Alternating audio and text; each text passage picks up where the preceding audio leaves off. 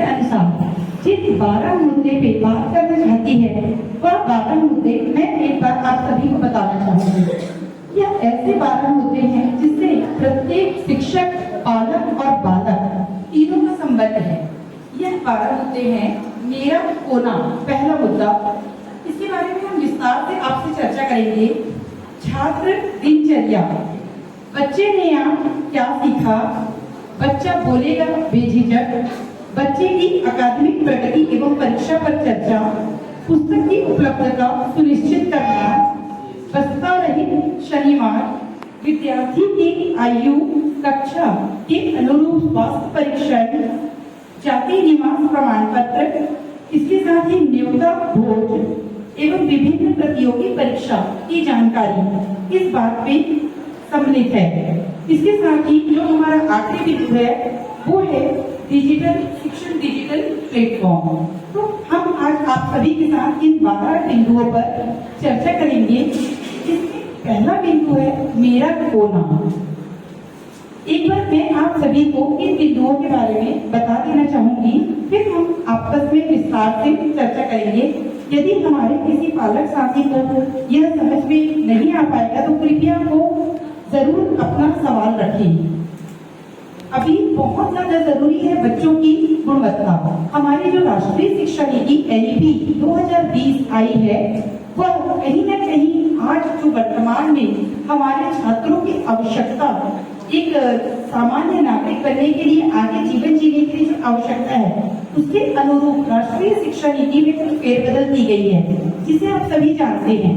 यहाँ पर सबसे पहले आया है बालवाड़ी। एक नया राष्ट्रीय शिक्षा नीति के तहत जो शासन की महत्वाकांक्षी योजना के तहत जो सबसे पहला कार्यक्रम आया है वह है बालवाड़ी। अब आंगनबाड़ी को बालवाड़ी का नाम दिया गया है और इसमें हमारे 3 वर्ष के बच्चे 6 वर्ष की आयु तक के पोषण, आहार और स्वास्थ्य परीक्षण के साथ साथ एजुकेशन, पढ़ाई का भी लाभ ले सकेंगे, ताकि जब भी शाला आए तो शाला आने में उनको कोई परेशानी ना हो। इसके लिए शासन अपने शिक्षक साथियों में से जो आपके प्राथमिक शाला में स्कूल संचालित हो रहा है वहाँ की एक शिक्षक को बालवाड़ी में पढ़ाने के निर्देश दिया गया है, जिससे कि बच्चे अपने पोषण और स्वास्थ्य के साथ बालवाड़ी में अपना पढ़ाई भी जारी रख सके।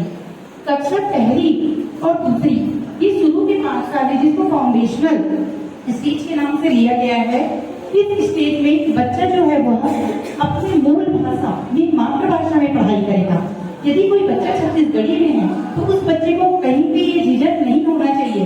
बच्चा घर में छत्तीसगढ़ी बोलता है और जब वो स्कूल आता है तो स्कूल के शिक्षक उसके साथ हिंदी में बात करता है। यहाँ पर होता ही है कि बच्चा तुरंत घबरा जाता है और घबराहट के कारण वो अपनी जो बातें हैं वो शिक्षकों तक नहीं रख पाता है। इसके लिए शासन ने कहा है कि कक्षा पहली और दूसरी में बच्चों को हम उनकी मातृभाषा में पढ़ाने का अधिक से अधिक प्रयास करें। उसके बाद हमारा दूसरा स्टेज आता है, तीसरी, चौथी, 5वीं। इस स्टेज में बच्चों के लिए एक सबसे खास बात यह है कि बच्चे इस स्टेज में उस एरिया का लोकल लैंग्वेज के साथ अपने अन्य जो विषय हैं उस पर भी बात करना सीखेंगे। 6वीं, 7वीं, 8वीं में सरकार पढ़ाई के साथ साथ व्यावसायिक शिक्षा पर भी जोर दे रही है, क्योंकि अभी बात यह है कि हर किसी को नौकरी मिलना आसान नहीं है। तो बच्चा जब 6वीं में जाता है तभी उनको समझ में आ जाए कि किस तरह से बालक जो है वो किस विषय में अपनी विशेष रुचि ले रहा है। इसके लिए व्यावसायिक शिक्षा की शुरुआत भी की गई है। आगे जब आप कक्षा में जाते हैं तो 4 चरण लास्ट बचे हुए जो हायर सेकेंडरी स्टेज के हैं उसमें 9वीं, 10वीं, 11वीं, 12वीं, इसमें जो बालक है वो अपनी पसंद का विषय ले सकता है। वह विज्ञान के साथ गणित भी ले सकता है, बायोलॉजी के साथ गणित भी ले सकता है, कॉमर्स भी ले सकता है, म्यूजिक भी ले सकता है, योगा भी ले सकता है। इस तरह से बहुत सारे सब्जेक्ट इसमें दिए गए हैं।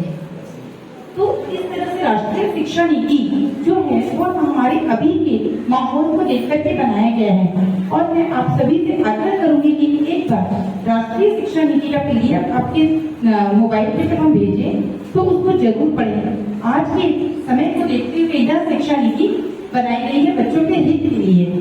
आगे कॉलेज की भी डिग्री का पैटर्न चेंज हो गया है। हमारे समय में जब हम पढ़ते थे तो 3 साल पढ़ना अनिवार्य रहता था, तब ग्रेजुएट की डिग्री मिलती थी। पर अब ऐसा नहीं है, आप हर 1 साल पढ़ोगे तो हर 1 साल की डिग्री आपके लिए महत्व रखेगा।